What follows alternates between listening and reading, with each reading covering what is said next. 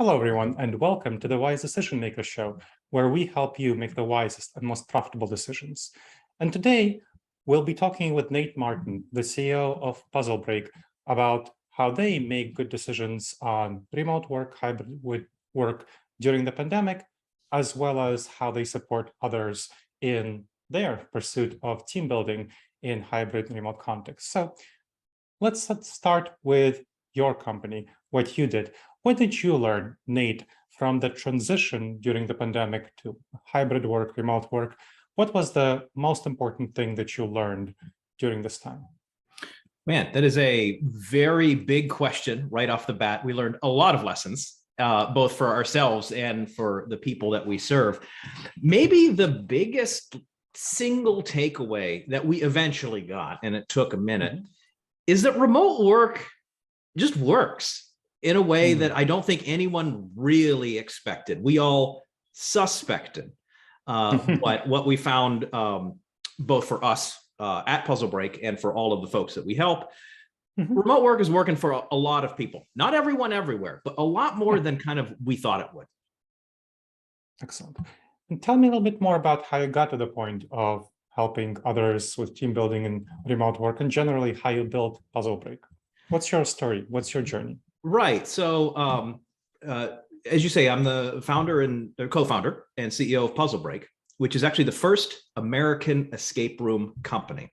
And for those of you who do not know, increasingly most people know, but escape rooms, you are usually in an enclosed space with your team, and you have to work together to find clues, solve puzzles, overcome an objective using your brains and teamwork to escape the room. So we brought that to America in 2013. And almost immediately, we saw a great deal of unexpected traction for team building and B2B audiences. We made it something fun. I come from video games, I come from software. It's like, this would be a fun thing to do with your friends, but it is a really, really powerful team building tool to kind of force people to work as a team on something fun. And that's balanced in a number of different ways.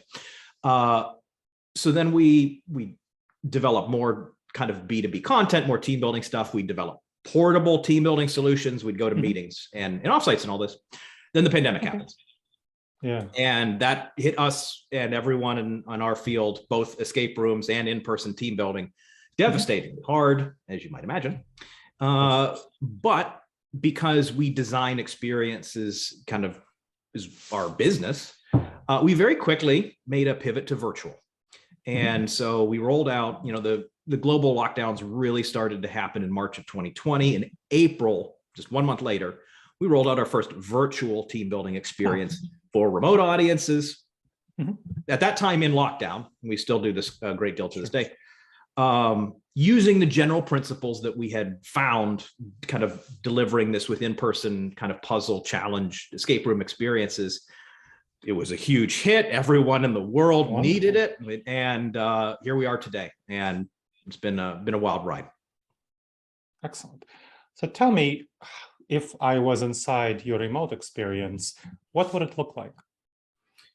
Well, there's a ton of different stories and shapes and sizes, but at its core, whether you're in a room that has, a ton of kind of hidden electronics that feels like a Victorian manor or a futuristic office or everything in the middle, the core general principles is that you don't know what you have to do. You have to figure out what you need to figure out, and you can't do it by yourself.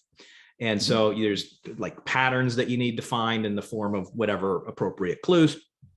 And when I say solve puzzles, I don't mean, doing an analog jigsaw in the corner. It can range from, something very, very small all the way to everyone needs to touch these glyphs on the wall at the same time. And this grand reveal happens. But for everything that we do offline and online, they are engineered in a way to kind of trick people into team building while having a great time. How would that work in remote? So give me some examples of specific puzzles that people would solve in remote settings that would be fun and that were fun and are fun and engaging for remote teams. So this was, you asked, like, what was your biggest lesson for Yes. the remote work? And this was maybe kind of in second place, was in a little bit of nuanced design principles. So we had been doing what we're talking about for a decade, and we're very good at it. I could design for you an in-person kind of escape room style team building experience trivially. When it came time to try something virtual, we kind of assumed that we would be very good at it right off the bat. And it turns out that there's actually a lot of things that don't quite translate. And then there's a lot of things that the design space is actually a lot more open in other areas in a virtual environment. So I'll add that virtual team building is not monolithic. There's a lot of different ways to do what I'm about to describe. But for us personally, because we like it to be as accessible as possible, you might have one of our experiences take place in a museum. And so you have different rooms in the museum, and there's actually different clues to various puzzles in different rooms. So you might be in this wing of the museum and you have to look under this artifact, which has half of a clue. Meanwhile, I'm in this other room and I have to look at the ceiling, and then there's this clue. And we have to talk about what we found, what it looks like, and we cannot look at them at the same time. So we have to talk it out. Largely web-based. We're working on some more nuance there, but that's at its core the exact same thing. Not only that we were doing kind of for in-person team building and back to 2013, but really what kind of team building workshops have been in one form or another going back to the 50s and 60s when we were first starting to crack this nut. And so you talked about the museum as a specific example. So people would be in different wings of the museum and they would visually see different things in the museum, and then they would need to talk to each other. That's kind of one example, right? And how did people experience it? So you launched it in April. What was the first thing you did, and what did you learn over time that you need to do differently? Well,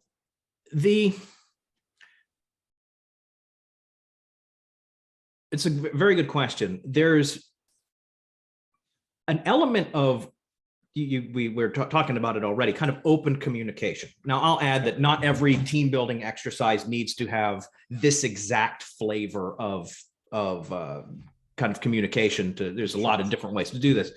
But what we found in our initial design, the very first one that we did, I should say the very first version of the very first one we did, we fixed this rapidly. We would encounter groups of silent people hunched over their desks writing, and just then going, and in this museum example, this is not the exact game we were doing, they would write down what they saw in museum room number 1, and then quietly, without saying anything out loud, and then they would go into the other museum room and write it down and kind of quietly solve it. And so we had 6 people working on a fun game independently of one another, which defeats the whole purpose. Of course. And so there was a lot of kind of restrictions that we had to impose, which naturally exist in a physical space that people can defeat if they are in a virtual space. So we had to really build some serious barriers to force people to collaborate. I like that. So you had to actually get people to collaborate, because one of the things that I see when I do team building exercises is that there's this awkwardness. I think there is more awkwardness in the remote space than there is an in-person space. In-person, people can read each other's body language. They can engage with each other. It feels more connecting. So when we look at why people are more connected in in-person spaces, we are wired to be tribal. Kind of that's our evolutionary psychology background, and our intuitions. This applies, frankly, even if we know each other, like we're best friends and we're doing this and we just want to beat the clock, it'd be very easy to just be quiet and not engage with each other, let alone if it's a group of 5 people on 5 different teams and we have never been introduced until the beginning of this game. Yeah, it's a very natural thing to try and avoid. Yeah, because it feels harder online in a way that it wouldn't in person. We're wired to engage with each other in person in a way that we're not online. So you have to overcome more of an initial initiation barrier to get people engaged with each other, to see the value of them engaging with each other. So that's what and deliver rewards. This is something that I, because we're at its core, we're gamified experience. We can interject little endorphin hits whenever teamwork is experienced or delivered in ways that's super duper fun. Okay, tell me a little bit more about that. How do you deliver It's those not super fixes? complicated. Just, the ding of a noise. If you have to, like, there's either a physical crate in a room or a digital door you have to open. Whenever you open it, you just add a little fanfare, a little delay, a little, like we did it, some confetti on the screen. It doesn't have to be overly complicated, but whenever you see that, and like you and I, we made that happen, it feels really good, and we want to do it again. Excellent. So what has been the consequence for people of participating in the virtual puzzle room experience? Well, it's a lot of different things. I would say, to kind of a little bit of history, at the beginning of, I should say middle of 2020 into the end of 2020, the global workforce, and I'm painting with a very broad brush, this is not everyone, of course, but we were just trying to get our legs underneath us. It was a scary time where we just don't know what's going on. We're disconnected, not just from our coworkers, but from the world. So it's such a, like, at that beginning, when we're delivering these virtual team building experiences, we were so excited about, like, oh, we got these measurable, quantifiable analytics and performance development and stuff, and nobody cared. They just wanted, I just need to keep my team together. I want to make sure that everyone's sane and having a nice time and they feel invested in. Then over time, through today and continuing, like, we're not in, meaningfully in most of the world, any kind of serious lockdown situation. We just have employers that are increasingly going remote for a myriad of reasons. Yeah. And we have teams that are, some hybrid, some they're even mostly in person, and we do virtual for in-person team. That's just an easy thing to do at your desk. And then we get a little bit into more of, like, the measurable, quantifiable stuff. And we approach this in a couple of different ways. We don't have anything super duper peer reviewed that rises to the level of, I'm going to swear to this in front of a bunch of professors. But we do things like we just do a pregame discussion about anticipated performance, and we see things like, to get to your actual question, people have very unexpected outcomes a lot of the time. We have people routinely that think that they're going to be great as a team and as individuals, and they're not. And then we have folks that have no confidence in themselves and their teams, and they really feel bad at the beginning experience, and they absolutely kill it. And we focus on why their expectations were met or were not met. But I'd say one of the biggest takeaways that we see is how folks really don't know how they're going to do. Interesting. Okay. And what kind of predictors have you figured out for why teams will work out well versus not? This is a great question. And I would say, honestly, I touched on this a moment ago, confidence or overconfidence is a big killer. This is true of life. If you just go and think, like, I'm going to be great at this thing, and then you hit the first wall, we typically, in those situations, no matter who you are, no matter what your background is, if you hit a wall with a lot of overconfidence, it's a lot harder to kind of take a step back and struggle. People without a lot of confidence, they don't have high expectations of their performance, but then come with the kind of ability to kind of step back and keep calm and analyze why anything isn't going particularly well and how we have to overcome it. People with that attitude, they'll overperform every time. A gross generalization, let me get in front of this before I get flamed online. Some of the people that struggle with kind of our type of experience the most, which is to say, a team challenge that puts people in an unfamiliar setting with challenges that they maybe have to figure out, are doctors and lawyers. Doctors and lawyers are used to being, often, not all doctors, not all lawyers, of course, you're the top dog in the room. You have more educated surgeons, famously, are just, like, I'm not going to need a bunch of help. There's nothing I don't know. And if there's something I don't know, I'm going to be able to figure it out. And often the top lawyers in the world and the top doctors in the world don't often work collaboratively in teams. So when they hit a wall and something they're unfamiliar with and have to rely on others to kind of help them dig out of the hole, they are often not super equipped to deal with that. And it's very funny to watch, very senior doctors, very senior lawyers with their very junior level interns or whomever just drag them across the finish line. Like, don't worry, Mr. CEO, I got this. buckle up, and then the interns get them to victory. That's excellent. I really like that. Yeah. And that's something really important for people to learn, right? That's a good lesson about humility. Yeah, and it doesn't feel good in the moment, I will add. Part of what we do is we like to deliver a lot of fun, but to your point, to be really efficacious, sometimes it has to be a little bit unfun. Yeah. I wonder if another aspect, so I'm thinking about the work of James Sarowicki on wisdom of the crowds and kind of talking about peer-reviewed research. So that shows that people in teams that are diverse thinkers, so having different types of mentalities and different skills, tend to overall, in decision-making at least, outperform teams that have similar skills and similar mentalities and similar frameworks. Now, teams with similar skills, mentalities, and frameworks tend to make quicker decisions, but the decisions are quite a bit worse. And diverse people tend to make slower decisions, but the decisions tend to be better. And I'm curious if you've noticed that, or if that's not something you've noticed. So I will say absolutely, but we are kind of cheating. And the reason is we design all of our content. It's very surgically crafted for this exact reason. I need folks of different experience levels and walks of life to really all get something from the experience. And so all of our content, even within one experience, is pretty varied. You're not going to have like, oh, this game is for math lovers, or this game is for language puzzle lovers. We have a variety of content, if for no other reason than, frankly, ultimately we are a for-profit business and I want people to have a good time. But as a direct side effect of that, I'm cooking up a lot of different content. And when you have everyone is very uniform, they all have the same educational background, they all have the same role, they all have the same kind of thinking style. They are absolutely going to do super well on that one or two pieces of content that is exactly tailored to them. And to your point, they'll make the decision very quickly.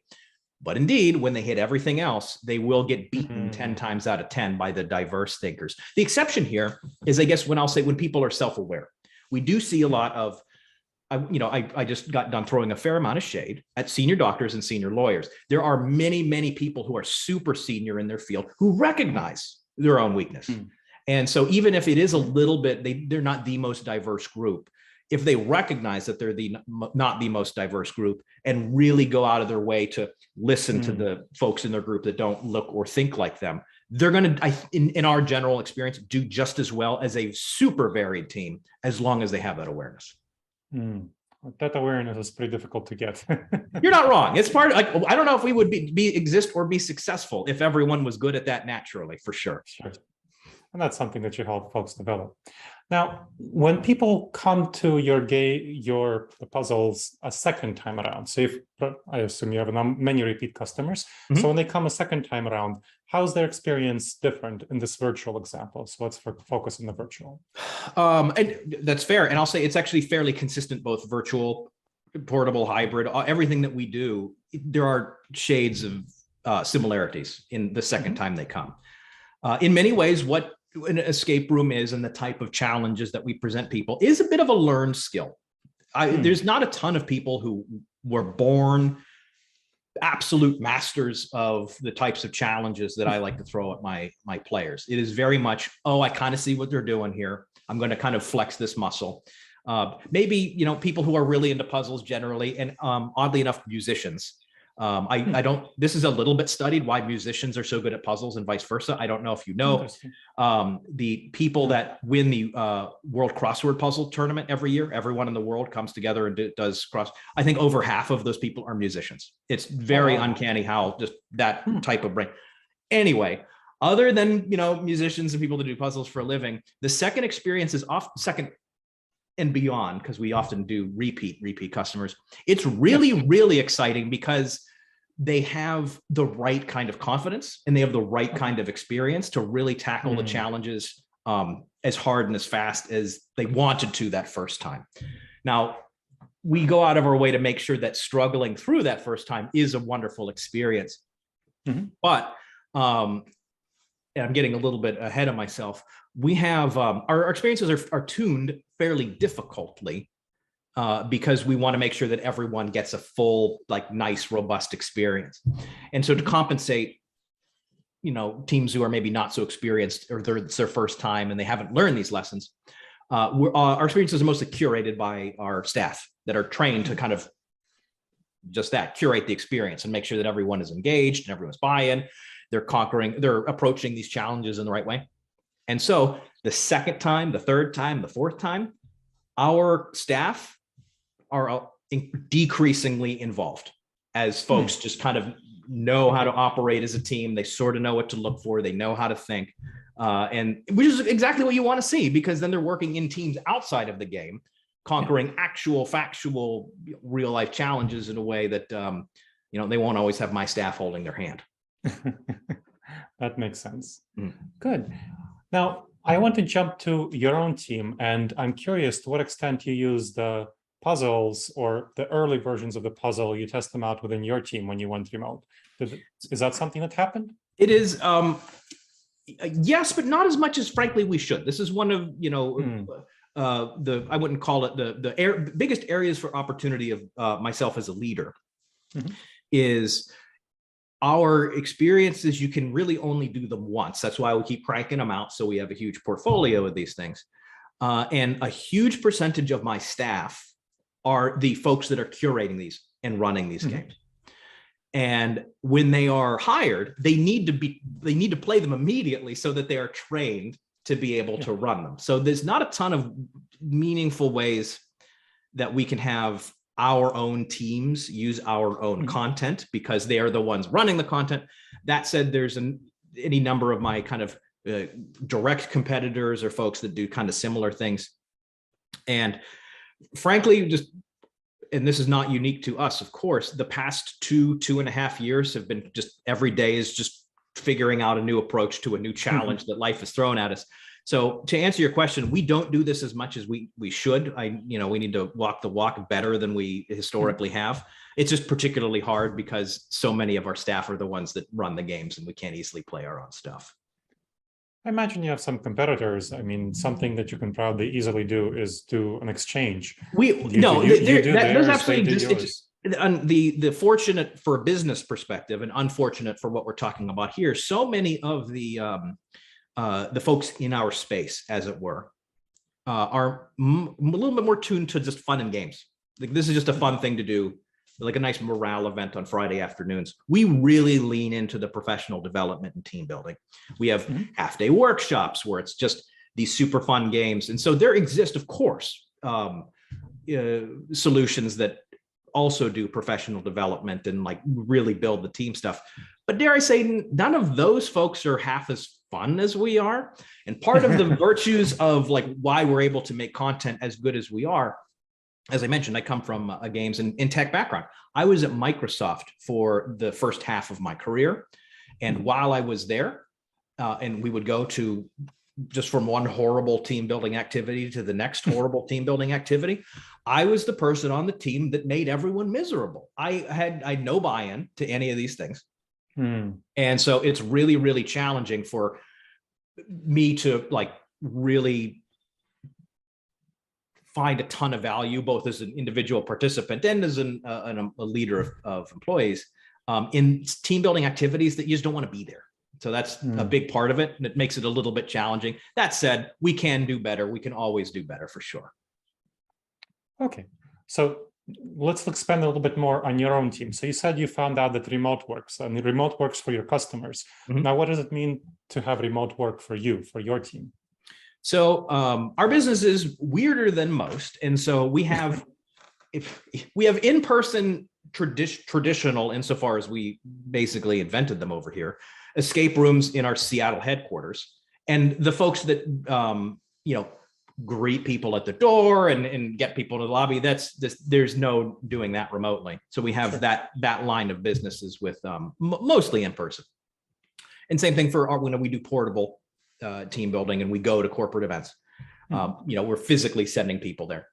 But when folks are not actually running experiences for guests, so I'm talking about all my designers or all my operations folks, when they're not actually actively running stuff, it's just this. It's just we're over video chat. I was a huge remote fan before the pandemic happened. Then the pandemic happened, and when we were forced to do it, it was a very seamless thing for the most part, certainly for our virtual staff.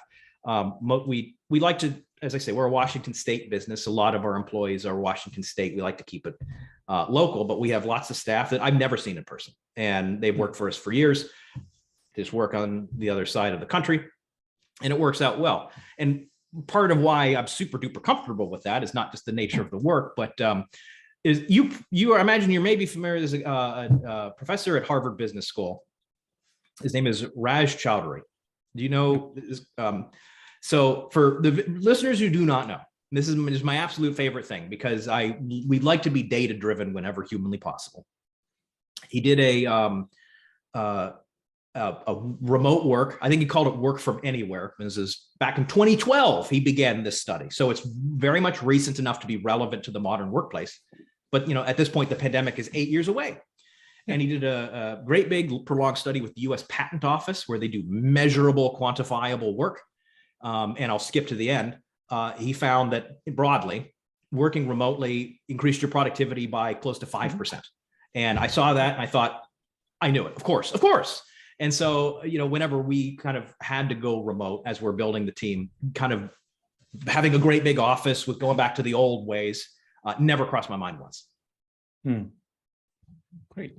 And what kind of team building exercises did you do internally for your own team when you went remote? So you're not working on your own, you're not doing Puzzle Break. What kind of team building do you do to help make sure? Well, it's games. For me, it's games. It's just games, just because there's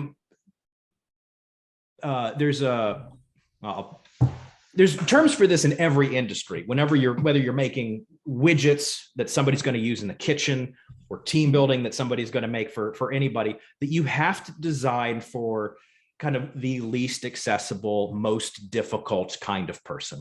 And I'm that person. And so whenever it comes to team building, the thing what is worse than no team building at all is bad or unfun team building. So anything that's games. I love escape rooms in person. As I say, most of us are Washington based, and we're no longer in lockdown. So something that we're very interested in getting going more of are just doing in-person escape rooms with the team. There is no better team building in the world. Obviously, I am super biased, but it's just a super duper fun thing that tricks us as employees, just getting dogs their medicine inside of some delicious cheese. I love getting team building wrapped up in some awesome fun activity that at the end you had a great time, and just you wake up and you happen to have some amazing team building. So escape rooms are a big part of that. Other games as well. Things like laser tag, they're super duper fun. I don't think that there's a Raj Chowdhury report somewhere that analyzes the team building efficacy of laser tag. But when it's fun and it's legitimately fun and people want to be there, that's the best team building for me and for us. Excellent. Is there anything else about team building that I haven't asked you that you would like to share about? We danced around this, and I just kind of hit this at home, is generally speaking, something fun is better than something unfun that is sciencey. So there's any number of team building out there that's like, we got this system and with this color is your personality, and we get together and we do this activity that is deeply unfun.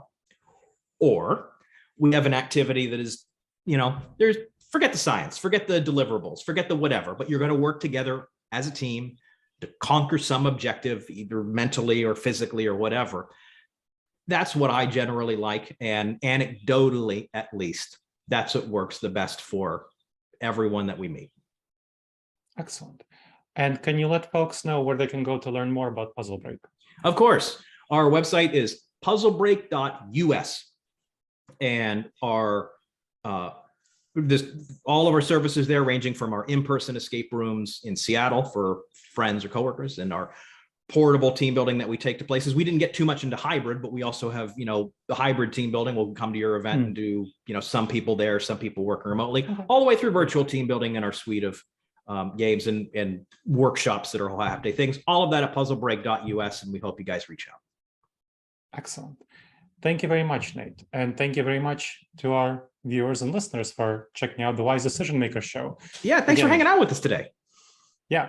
And please make sure to leave a review wherever you check this out, on Apple, iTunes, and Amazon, YouTube. Subscribe and make sure that you listen to the show, as I hope to see you on the next episode of the Wise Decision Maker Show. But in the meantime, the wisest and most profitable decisions to you, my friends.